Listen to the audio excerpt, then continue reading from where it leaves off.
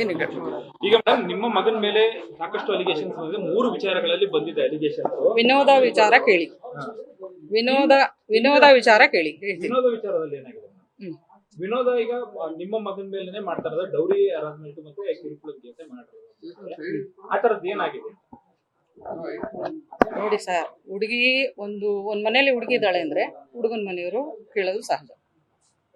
ಹೇಳಿದ್ವಿ, ಎರಡೂ ಕಡೆ ಒಪ್ಪಂದ ಆಯ್ತು, ಅವ್ರಿಗೂ ಒಪ್ಪಿಗೆ ಆಯ್ತು, ನಮಗೂ ಒಪ್ಪಿಗೆ ಆಯ್ತು, ಮದುವೆ ಮಾಡ್ಕೊಂಡು.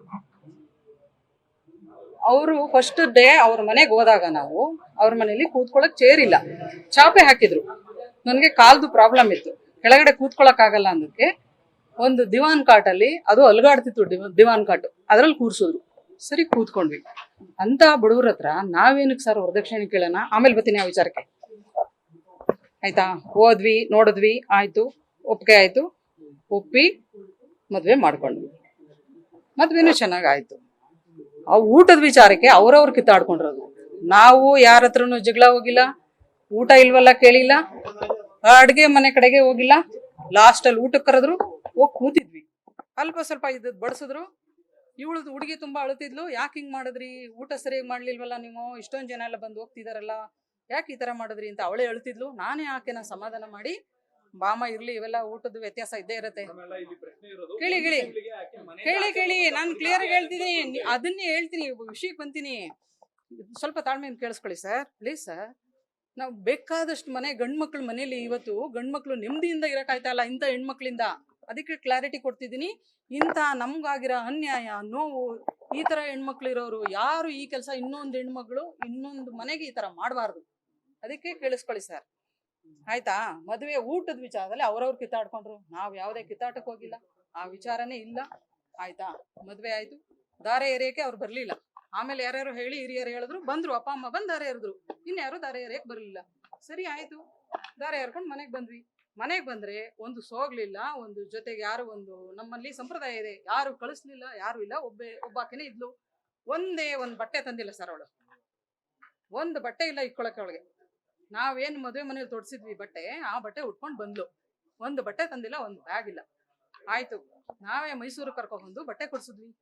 ಮೂಗುತಿ ನಾನು ಕಲ್ಯಾಣ್ ಜ್ಯುವೆಲ್ಲರಿ ಮೂಗು ಚುಚ್ಚಿಸಿ ಒಂದು ಮೂಗುಬಟ್ಟು ಹಾಕ್ಸಿದ್ದೆ. ಅದು ಮೂಗು ಮುಚ್ಚೋಯ್ತು ಅಮ್ಮ, ಆಗ್ಲಿಲ್ಲ ಅಂದ್ಲು. ಮನೆಗೆ ನಮ್ಮಲ್ಲಿ ಒಬ್ಬರ ಆಚಾರನ ಕರೆಸಿ ವಜ್ರದ ಮೂಗುಬಟ್ಟು ತಂದು ಮೂಗು ಚುಚ್ಚಿಸ್ದೆ. ಆಯ್ತಾ, ಕೇಳಿ ಕೇಳಿ, ಹಾ ಹೇಳ್ತೀನಿ ಕೇಳಿ ಸರ್, ಕೇಳಿ ಸರ್, ಕೇಳಿ ಸರ್ ಸ್ವಲ್ಪ. ಆಯ್ತಾ, ಬಟ್ಟೆ ಕೊಡಿಸಿದ್ವಿ.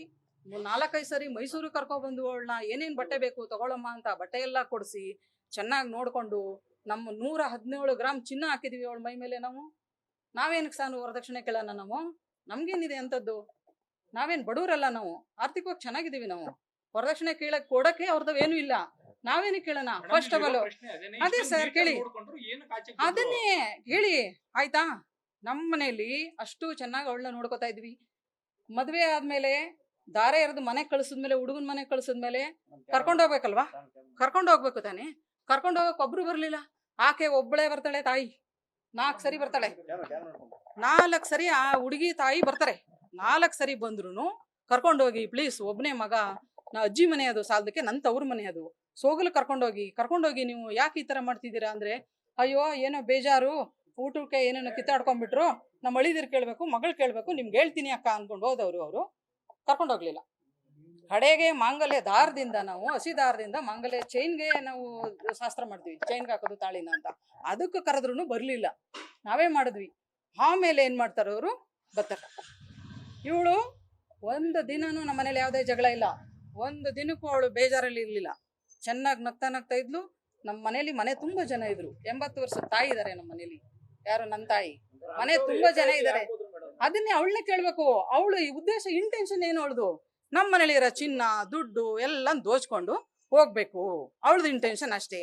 ಆಮೇಲೆ ಡೌರಿ ಕೇಸ್ ಹಾಕ್ಬಿಟ್ಟು ಈ ಥರ ಏನಾದರೂ ಬ್ಲ್ಯಾಕ್ ಮೇಲ್ ಮಾಡಿಕೊಂಡು ಕಿತ್ಕೋಬೇಕು ಅನ್ನೋದು ಅವ್ರ ಇಂಟೆನ್ಷನ್. ಮುಂಚೆ ಆಕೆ ನೋಡಿರ್ಲಿಲ್ಲ, ಆಕೆನ ನಾನು ನೋಡಿರ್ಲಿಲ್ಲ. ನೋಡಿದ್ದು ಮದುವೆ ಹುಡುಗಿಯಾಗಿ ನೋಡಕ್ ಹೋದಾಗ ಮಾತ್ರ ನೋಡಿದ್ದು, ಅದಕ್ಕೆ ಮುಂಚೆ ನಾನು ನೋಡಿರ್ಲಿಲ್ಲ. ಊರ್ನವರು, ಒಂದೇ ಊರ್ನವರು ಆದ್ರೂ ಏನು, ಅವರು ನಾವು ಹೋಗೋ ಬರೋ ಸಂಪರ್ಕ ಏನು ಇರ್ಲಿಲ್ಲ, ಒಂದೇ ಊರ್ನವ್ರು. ಹೌದು, ಅದು ನನ್ ಮಗ ಹೇಳಿದಾರೆ, ಅದು ನನ್ ಕೇಳ್ಬೇಡಿ ಆಯ್ತಾ. ಈ ವಿಚಾರ ಕೇಳಿ, ವಿನೋದನ್ ಹೇಳ್ತೀನಿ. ಒಂದು ಬಟ್ಟೆ ತಂದಿರ್ಲಿಲ್ಲ, ಬಟ್ಟೆ ಕೊಡ್ಸಿದ್ವಿ, ಒಡವೆ ಹಾಕಿದ್ವಿ, ಮನೇಲಿ ಮುಯಿ ಅಂತ ಕೊಟ್ಟಿದ್ದು ಪ್ರೆಸೆಂಟೇಶನ್ ಕೊಡ್ತಾರಲ್ಲ ಬಂಧು ಬಳಗ, ಅದ್ರ ದುಡ್ಡಲ್ಲಿ 1.5 ಲಕ್ಷ ದುಡ್ಡು ಎತ್ಕೊಂಡಿದ್ದಾಳೆ. ದುಡ್ಡು ಎತ್ಕೊಂಡು ಒಡವೆ ಎಲ್ಲ ಹಾಕೊಂಡು ಬೇಕಾದ ಬಟ್ಟೆ ಬೆಲೆ ಬಾಳ ಬಟ್ಟೆ ಎಲ್ಲ ಎತ್ಕೊಂಡು ಓಡಾಡ್ತಾಳೆ. ನಾವು ಮನೆಯೊಳಗೆ ಇರ್ತೀವಿ. ಕೇಳಿ ಅವಳ ಇಂಟೆನ್ಷನ್ ಏನು ಗೊತ್ತಾ, ಇವೆಲ್ಲ ದೋಚ್ಕೊಂಡು ಹೋಗ್ಬೇಕು, ದೋಚ್ಕೊಂಡು ಹೋಗ್ಬಿಟ್ಟು ಮತ್ತೆ ನಾನು ಡೌರಿ ಕೇಸ್ ಹಾಕ್ತೀನಿ ಅಂತ ಅನ್ಬಿಟ್ಟು ಕೇಳಿದ್ರೆ ಅವಾಗ ಇವ್ರು ಬರ್ತಾರೆ. ಅವರು ಅದೋ ಬಿಡು, ಅದು ಕೇಳಿದ್ರು ನಾವು ಏನು ರೆಕಾರ್ಡ್ ಇಟ್ಕೊಂಡಿಲ್ಲ. ಪ್ರಶ್ನೆ ಅದು ನನ್ನ ಕೇಳ್ಬೇಡಿ, ನಮ್ಮ ಮಗನ ಕೇಳಿ ಸರ್, ನಮ್ಮ ಮಗನ ಕೇಳಿ ಸರ್. ಇದು ವಿನೋದ ಅವ್ರದ್ದು, ಅವಳು ಬಂದು ಹೇಳ್ತಾರದಲ್ವಾ, ಅದು ಅವಳು ಕ್ಲಾರಿಟಿ ಕೊಡ್ತಿದ್ದೀನಿ. ಅವಳು ಅಷ್ಟೆಲ್ಲ ಹೇಳ್ತಿದ್ದಾಳಲ್ವಾ, ಅವಳಿಗೆ ಬಡ್ದೋ ಅವು ಇವು ಹೇಳ್ತಿದ್ದಾಳ. ಅದೇನು ಏನ್ ಕೊಟ್ಟಿದ್ದಾಳೆ ಅಲ್ಲಿ, ಏನಾರ ನಾವು ಹೊಡೆದಿದೀವ? ಹೊಡಿಯಕ್ಕೆ ಇವಳನ್ನ ಬಡ್ಡೋಳನ್ನ ಮದುವೆ ಮಾಡ್ಕೊಬಿಡ್ಬೇಕು ನಾವು. ನಮ್ಗಂತದ್ದೇನಿದೆ? ನಾವ್ ಇಷ್ಟೆಲ್ಲ ಚಿನ್ನ ದುಡ್ಡು ಎಲ್ಲ ಖರ್ಚು ಮಾಡಿ ಮದುವೆ ಮಾಡ್ಕೊಂಡು ಲಲಿತ್ ಮಹಲ್ ಅಲ್ಲಿ ಫ್ರೀ ವೆಡ್ಡಿಂಗ್ ಶೂಟ್ ಮಾಡ್ಸಿರೋದು. ಪ್ರತಿ ಒಂದ್ ಎನಿ ಒಂದ್ ಖರ್ಚು ನಾವು ಮಾಡಿರೋದು. ಉದ್ದೇಶ ಅವಳನ್ ಕೇಳಿ, ಅವಳನ್ ಕೇಳಿ ಸರಿ ಮಾಡ್ಕೊಳಕ್ಕೆ ಇವಳು ಏನ್ ಮಾಡ್ತಾಳೆ? ಇವಳು ಹೋಯ್ತಾಳೆ, ಹೋಗ್ಬಿಟ್ಟು ಎಲ್ಲಿಗೆ ಹೋಗ್ತಾಳೆ? ನಾವು ಕಂಪ್ಲೇಂಟ್ ಕೊಡ್ತೀವಿ, ಈ ತರ ಚಿನ್ನ ದುಡ್ಡು ಎಲ್ಲ ತಗೊಂಡೋಗಿದ್ದಾಳೆ ಅಂದ್ಬಿಟ್ಟು ಕಂಪ್ಲೇಂಟ್ ಕೊಡ್ತೀವಿ. ಕಂಪ್ಲೇಂಟ್ ಕೊಟ್ಟಾಗ ಏನ್ ಮಾಡ್ತಾಳೆ? ಇವಳು ಸಮಾಜಕ್ಕೆ ಹೋಗ್ತಾಳೆ. ಸಮಾಜದಲ್ಲಿ ನಮ್ಮನ್ ಕರೀತಾರೆ. ಕರೆದಾಗ ಅವಳು ಕೇಳೋದೇನು? 1 ಕೋಟಿ ದುಡ್ಡು, 1 ಕೋಟಿ ದುಡ್ಡು ಕೊಡ್ಲಿ, 1 ಕೋಟಿ ದುಡ್ಡು ಕೊಡ್ಲಿ. ಎಲ್ಲಿಗೆ? ನಾವು ಕರ್ಕೊಂಡೋದ್ವಾ? ಕೇಳಿಸ್ಲಿ, ನಾವು ಕರ್ಕೊಂಡೋದ್ವು ಅಂತ, ನಾವು ಕರ್ದ್ವಂತ ಅವ್ರನ್ನ ಸಾಕ್ಷಿ ಕೊಡ್ಲಿ. ಯಾರು ಕರ್ಕೊಂಡೋಗಿದ್ವಿ? ಅವ್ರಿಗೆ ನಮ್ಗೂ ಮಾತೇ ಇಲ್ಲ, ಕಂಪ್ಲೇಂಟ್ ಕೊಟ್ಟಿದ್ವಿ, ನಾವೇ ಅವ್ರನ್ನ ಕರೆಯಕ್ ಹೋಗೋಣ? ಆಯ್ತಾ? ಆಮೇಲೆ ಹೋಗಿ ಅಲ್ಲಿ 1 ಕೋಟಿ ದುಡ್ಡು ಕೇಳಿ, ಜೊತೆಗೆ 2 ಲಾಯರ್ಗಳನ್ನ ಕರ್ಕೊಂಡ್ ಬಂದು ಈಗಲೇ ದುಡ್ಡು ಕೊಡ್ಲಿ. ದುಡ್ಡು ಸಮಾಜದಲ್ಲಿ ಏನ್ ತೀರ್ಮಾನ ಮಾಡ್ತಾರೆ? 1 ಸೆಕೆಂಡ್ ಇರಿ ಸರ್, ಅವ್ರು ಹೇಳಿದಾರೆ, ಅವ್ರು ಕೇಳ್ಕೊಳ್ಳಿ. ಹೇಳ್ತೀನಿ, ಇದನ್ನು ಹೇಳ್ತೀನಿ. ಒಂದ್ ವಿಷಯ ಕ್ಲಿಯರ್ ಆಗ್ಬಿಡ್ಲಿ. ಅಲ್ಲ, ಇದು ಯಾಕೆ ಎರಡನ್ನು ಮಿಂಗಲ್ ಮಾಡ್ತಿದ್ದೀರಾ? ಎರಡನ್ನು ಯಾಕೆ ಮಿಂಗಲ್ ಮಾಡ್ತಿದ್ದೀರಾ? ಅಲಿಗೇಷನ್ ಕ್ಲಾರಿಟಿ ಕೊಡ್ತೀನಿ ನಾನು. ಹೇಳ್ತೀನಿ. ಈಗ ಇದನ್ನು ಹೇಳ್ಬಿಟ್ಟು ಆಮೇಲೆ ಹೇಳ್ತೀನಿ, ಆ ವಿಷಯಕ್ಕೆ ಬರ್ತೀನಿ. ಪ್ಲೀಸ್ ಸರ್, 1 ನಿಮಿಷ. ಪ್ರಶ್ನೆ ಇಲ್ಲಿ ಇವ್ರು ಕೇಳಿದ್ರು ಉತ್ತರ ಹೇಳ್ತಾ ಇದ್ದೀನಿ. ನೀವು ಮಧ್ಯದಲ್ಲಿ ಕೇಳಿವ್ರಿ, ಇರಿ ಸರ್. ಆಯ್ತಾ? ಇವಳು ಮಠದಲ್ಲಿ, ನಾವು ಫಸ್ಟ್ ಮಠದಲ್ಲಿ ಏನ್ ತೀರ್ಮಾನ ಮಾಡ್ತಾರೆ? ಚಿನ್ನ ತಂದ್ಕೊಡಮ್ಮ ನಾಳೆ ಅಂತಾರೆ. ಚಿನ್ನ ತಂದ್ಕೊಡಕ್ ಬರಲ್ಲ ಇವಳು. ಹೋಗಿ FIR ಮಾಡಿಸ್ತಾಳೆ. ಏನು? Dowry case ಹಾಕ್ಸ್ತಾಳೆ.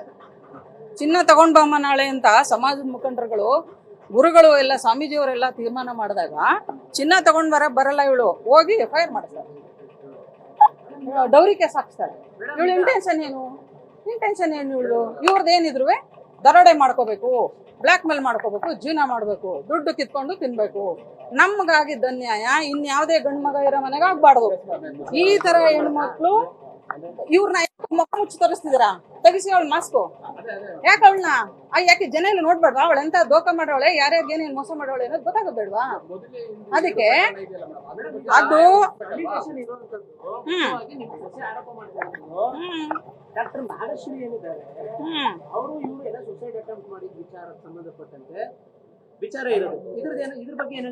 ಸರ್, ಈಗ ಫಸ್ಟ್ ಇವಳಿಗೆ ಏನಾಗಿತ್ತು ಅನ್ನೋದನ್ನ ಹೇಳಿ. ಇವಳಿಗೇನು ಆಗದೆ ಇರೋದಕ್ಕೆ ನಾಗಶ್ರೀ ಹಿಡ್ಕೊಂಡಿರೋದವಳು. ನಾಗಶ್ರೀದು ಚೆನ್ನಾಗಿದ್ರು ಅವರು. ಹೌದು, ಇವನು ಇನ್ನೂ ಎಜುಕೇಶನ್ ಮುಗ್ದಿಲ್ಲ, ಏಜು ಚಿಕ್ಕದಿದೆ, ಎಜುಕೇಶನ್ ಆಗ್ಲಿ ಅಂತ ನಾವು ಬೇಡ ಈಗ್ಲೇ ಅಂದ್ವಿ ಅಷ್ಟೇ. ಇವರಿಬ್ರು ಅವ್ರ ಮನೆಯಲ್ಲೂ ಕೇಳ್ಕೊಂಡವ್ರೆ, ನಮ್ಮ ಮನೆಯಲ್ಲೂ ಹೇಳಿದ್ರು. ಅವರು ಹುಡುಗಿ ನಾಗಶ್ರೀ ಅವರ ತಂದೆ ತಾಯಿ ಬೇರೆ ಒಂದು ಹುಡುಗನ್ನ ಗೊತ್ತು ಮಾಡಿದ್ರಂತೆ. ಏಜು ಗೊತ್ತಿರ್ಲಿಲ್ಲ, ನಮ್ಮ ಮಗಂದು ಇಷ್ಟು ಚಿಕ್ಕ ಏಜು ಅನ್ನೋದು ಅವ್ರಿಗೆ ಗೊತ್ತಿರ್ಲಿಲ್ಲ. ಟಕ್ಕಂತ ಏನಾಗಿಲ್ಲ, ಅವನು ಕೋಮನದಲ್ಲಿದ್ದ, ಅವನು ಅವಳು ಹುಡುಗಿ ಹೆಣ್ಣು ವ್ಯತ್ಯಾಸ ಅಲ್ವಾ ಸರ್? ಫಿಸಿಕಲಿ ವ್ಯತ್ಯಾಸ ಇದ್ದೇ ಇರುತ್ತೆ ಅಲ್ವಾ?